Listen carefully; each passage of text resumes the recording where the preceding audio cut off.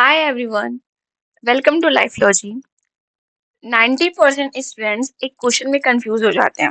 वो क्या है कि पौधे जो है, प्लांट जो है, वो बिना ऑक्सीजन के रेस्पिरेशन कर सकते हैं। आज हम इस 10 मिनट की वीडियो में एरोबिक और एनारोबिक रेस्पिरेशन क्या होता है, उसका पूरा डिटेल डिस्कशन हम यहाँ पर करेंगे। तो स्टार्ट करते हैं। हमने देख लिया था कि रेस्पिरेशन क्या होता है, ठीक है? तो रेस्पिरेशन क्या होता है? एक बायोलॉजिकल प्रोसेस है जिसमें क्या होता है, जो भी फूड प्लांट बनाता है उसका क्या करेगा वो उसको ब्रेक डाउन करेगा अपने सेल्स के अंदर, ठीक है? यहाँ लिखा हुआ है, देखिए, the process of acquiring oxygen from outside the body and using it to break down food for cellular needs. Okay, तो ये क्लियर हो गया था, हमने क्लियर कर लिया था इसे।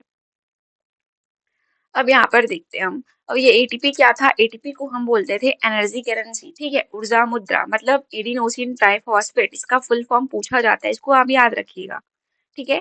अब हमारा मेजर टॉपिक है एरोबिक और एनारोबिक, ठीक है?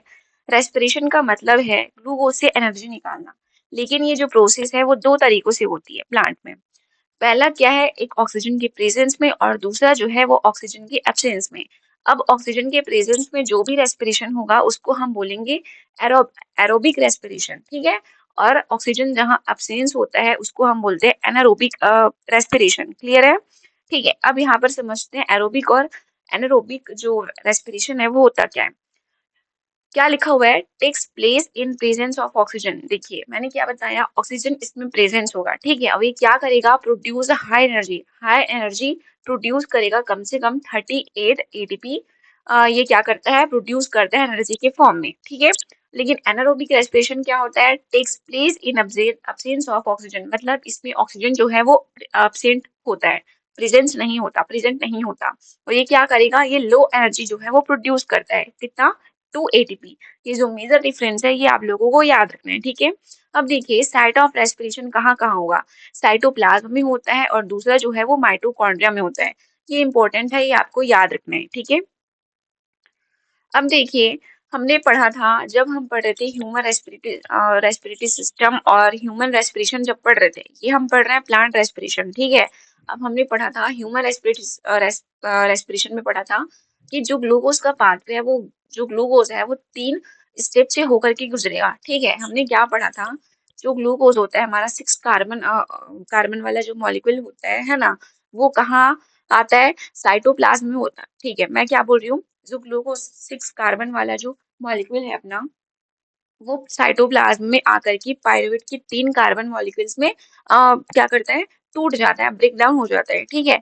और ये जो पायरुवेट है वो 3 पाथवे से होकर गुजरता है ना? सबसे पहले हम देखेंगे एब्सेंस ऑफ ऑक्सीजन, जिसको हमने बोला था एनारोबिक। इसमें हमने देखा था ये कहाँ होता है, जैसे कि हम ईस्ट का एग्जांपल लेंगे, ठीक है? जहाँ फर्मेंटेशन हो रहा था, किण्वन हो रहा था, ठीक है? जहाँ पर जो हमारा पायरुवेट है वो इथेनॉल, कार्बन डाइऑक्साइड और एनर्जी में क्या हो रहा था? कन्वर्ट हो रहा था, ठीक है? अब यहाँ पर देखिए, लैक ऑफ ऑक्सीजन ये कहाँ होता था? हमारी मसल्स में होता था, ठीक है? हमारी मसल्स में जो क्रैम्प आते हैं ना, बहुत ज्यादा हम एक्सरसाइज कर लेते हैं तो हमारी मसल्स में क्या हो जाता है? क्रैम्प आने लगते हैं, बहुत ज्यादा दर्द होने लगता है। तो क्यों होने लगता है? क्योंकि वहां पर लैक्टिक एसिड का क्या हो जाता है वहां पर? लैक्टिक एसिड जो है वो एक्यूमुलेट हो जाता है, मतलब वहां पर लैक्टिक एसिड का जमाव हो जाता है, ठीक है? और एनर्जी निकलती है वहां से, ठीक है? तो ये क्या है? Lack of oxygen. अब देखिए, प्रेजेंस ऑफ ऑक्सीजन में क्या होता था? ये जो प्रेजेंस ऑफ ऑक्सीजन की जो घटना है वो कहाँ हो रही है? माइटोकॉन्ड्रिया में हो रही है, ठीक है? इसको आप याद रखिए। यहाँ पर क्या होता है? जो पायरुवेट है वो प्रेजेंस ऑफ ऑक्सीजन में क्या होता है? कार्बन डाइऑक्साइड, वाटर और एनर्जी के फॉर्म में क्या होता है? ब्रेक डाउन होता है, ठीक है? तो ये हमारा ग्लूकोज का पाथवे जो बहुत ही इंपॉर्टेंट होता है। क्लियर है यहाँ तक? इसको हमने पहले भी देख लिया है, इसलिए मैं यहाँ पर एक बार रिवाइज करा दी, ठीक है? अब यहाँ पर देखिए, जो मोस्ट इम्पोर्टेंट इक्वेशन है हमारा, ठीक है? एरोबिक रेस्पिरेशन, जिसको हम वायवीय श्वसन भी बोलते हैं, और एनारोबिक जो हमारा रेस्पिरेशन उसका जो इक्वेशन है बहुत इंपॉर्टेंट है, ठीक है? यहाँ पर देखिए, एरोबिक रेस्पिरेशन मतलब ऑक्सीजन यहाँ पर प्रेजेंस होगा। ग्लूकोज जो है वो ऑक्सीजन के साथ मिलकर के क्या कर रहा है? कार्बन डाइऑक्साइड और वाटर एंड 38 एटीपी क्या कर रहा है? रिलीज कर रहा है। हमने यहाँ पर देखा था, यहाँ पर देख सकते हैं आप। देखिए, प्रेजेंस ऑफ ऑक्सीजन में क्या हो रहा है? जो पायरुवेट है, जो ग्लूकोज है हमारा, क्या हो रहा है? कार्बन डाइऑक्साइड, वाटर और एनर्जी के फॉर्म में क्या हो रहा है, ब्रेक डाउन हो रहा है। क्लियर है यहाँ पर? तो ये जो हमारा इक्वेशन है वो बहुत इंपॉर्टेंट है, इसको आप याद रखिए। अब देखिए एनारोबिक जो रेस्पिरेशन है वो कहाँ होता था, ईस्ट जैसे, है ना। ईस्ट क्या है हमारा, फंगी है, एक फंगस है हमारा, ठीक है। उसमें होता है क्या, एनारोबिक। इसी में नहीं होता, जैसे भी और कई सारे हैं ऑर्गेनिजम्स है ना। उसमें होता है एनारोबिक रेस्पिरेशन, जहाँ जो ऑक्सीजन है वो क्या होता है, प्रेजेंस नहीं होता, absent होता है। क्लियर है? अब यहाँ पर देखिए जो फर्मेंटेशन, हमने क्या पढ़ा था, फर्मेंटेशन क्या होता है, जो ग्लूकोज है वो इथेनॉल, कार्बन डाइऑक्साइड और 2 ATP के फॉर्म में क्या हो रहा है, ब्रेक डाउन होता है। ठीक है, तो इसी को हम बोल रहे हैं फर्मेंटेशन। ठीक है, क्लियर हुआ? इसको हमने पहले भी देख लिया है, इसीलिए हम यहाँ पर फटाफट से चीजों को रिकैप कर लें। ठीक है, हमारा मेन यहाँ पर मकसद था, जो प्लांट में एनारोबिक और जो एरोबिक रेस्पिरेशन है वो होता कैसे है। ठीक है, ये बिल्कुल वैसे ही होता है जैसे हमने पहले पढ़ा है ह्यूमन रेस्पिरेशन में। क्लियर है? अब यहाँ पर देखिए, देखो रेस्पिरेशन इन प्लांट्स हमने ये भी देखा था, जो स्टोमेटा है ना, जो गैसियस एक्सचेंज होता है वो कहाँ होता है, वो स्टोमेटा में होता है। ठीक है, स्टोमेटा क्या होता था, ये क्या होते थे, ये पत्तियों में होते थे। कहाँ होता था, पत्तियों की सरफेस में, लीफ की सरफेस में पाया जाता। ठीक है, ये माइक्रोस्कोपिक स्ट्रक्चर है, ये ऐसे ही हमारी आंखों से नहीं दिखेगा। ठीक है, ये हम माइक्रोस्कोप से देखेंगे तभी ये दिखेगा।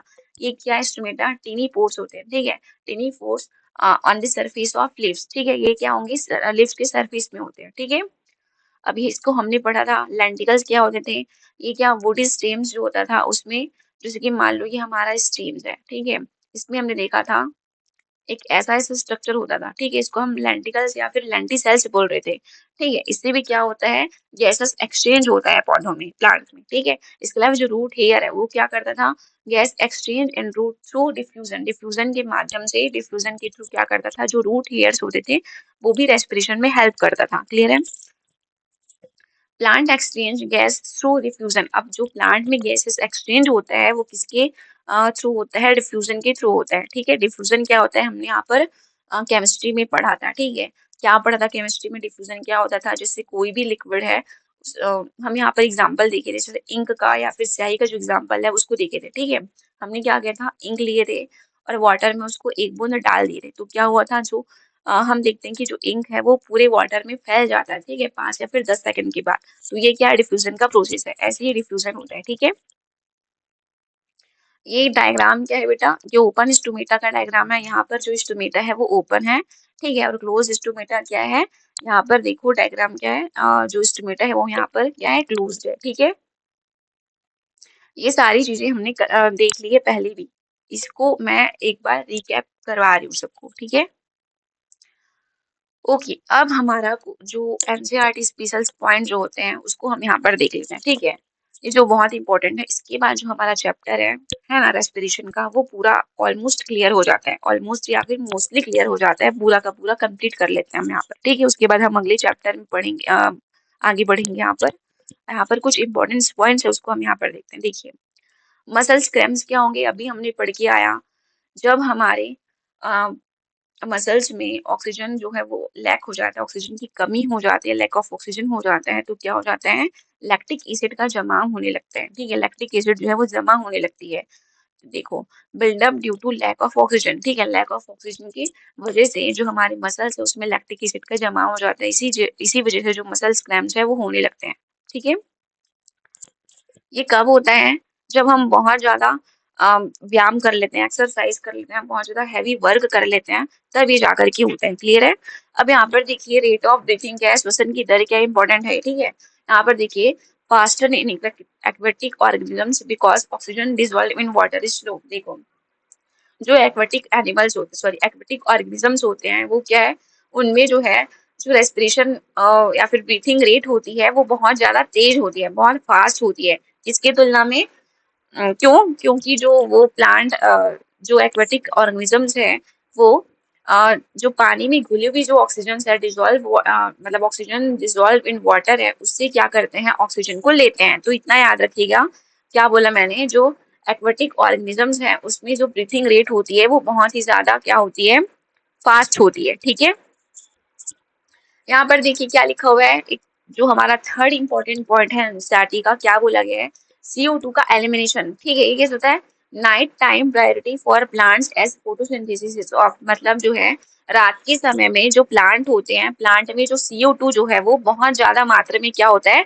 प्रोड्यूस होता है। इसी वजह से बोला जाता है कि रात में हमको प्लांट के नीचे, पौधों के नीचे नहीं सोना जाता चाहिए, ठीक है, पेड़ों के नीचे नहीं सोना चाहिए। क्यों नहीं सोना चाहिए? क्योंकि जो रेस्पिरेशन है वो दिन और रात, प्लांट में दिन और डे एंड नाइट दोनों में होता है, ठीक है। और क्या करता है रेस्पिरेशन में, जो प्लांट होती है वो कार्बन डाइऑक्साइड को क्या करते हैं, प्रोड्यूस करती है, ठीक है। तो यही कारण है कि हमको रात के समय में, है ना, रात के समय में जो कार्बन डाइऑक्साइड है वो बहुत ज्यादा प्रोड्यूस करती है प्लांट। इसी वजह से हमको रात में पौधों के नीचे, प्लांट के नीचे नहीं, पेड़ों के नीचे नहीं सोना चाहिए। इसको हम बचपन से जानते हैं क्यों बोला जाता है, ठीक है। अब यहाँ पर देखिए, इसको तो हमने पढ़ लिया, गैसेस एक्सचेंज कहाँ कब होगा, कहाँ होगा, ये देखिए टाइम का क्या कब होगा, डे में। डे में क्या होता है, CO2 use for photosynthesis. Photosynthesis में क्या होता है, एनवायरनमेंट का जो CO2 है और वाटर है उसको क्या करते हैं, हम यूज में लेते हैं। और क्या रिलीज करते हैं बच्चों, ऑक्सीजन रिलीज करते हैं, वो भी मेजर क्वांटिटी में, ठीक है। यहाँ पर देखिए नाइट में क्या होगा, नो फोटोसिंथेसिस। अब फोटोसिंथेसिस का मीनिंग ही क्या हो रहा है, फोटो का मतलब लाइट। अब रात में तो लाइट प्रेजेंट होता नहीं है ना, सनलाइट तो होता नहीं है, तो क्या होगा, जो फोटोसिंथेसिस है वो रात में नहीं होता है, ठीक है, नाइट में नहीं होता। तो जो लेकिन जो रेस्पिरेशन है वो दिन और रात दोनों होता है, ठीक है। यहाँ पर देखिए जो CO2 क्या होगा, रिलीज इज मेजर इवेंट, हमने अभी क्लियर किया। जो रेस्पिरेशन है, रेस्पिरेशन में जो रेस्पिरेशन में कार्बन डाइऑक्साइड, जो प्लांट है वो कार्बन डाइऑक्साइड बहुत ज्यादा मात्रा में रिलीज करती है, ठीक है।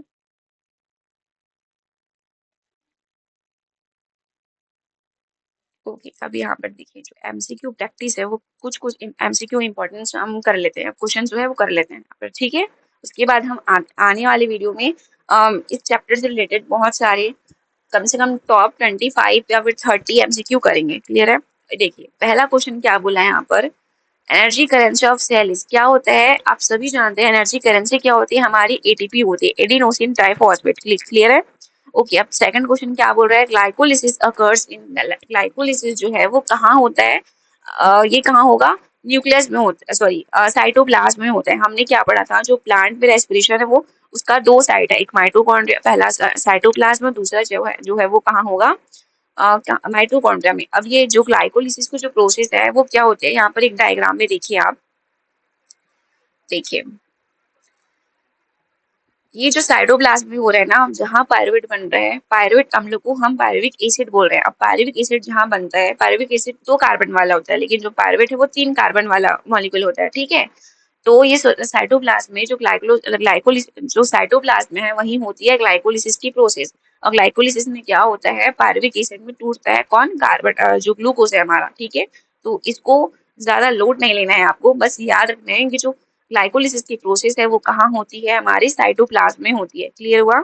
ओके, अब थर्ड क्या हमारा, मसल स्पेम्स आर कॉज्ड बाय, क्यों होता है, लैक ऑफ ऑक्सीजन, सॉरी हाँ, लैक ऑफ ऑक्सीजन, और किसकी वजह से, लैक्टिक एसिड का जमा हो जाता है इसकी वजह से।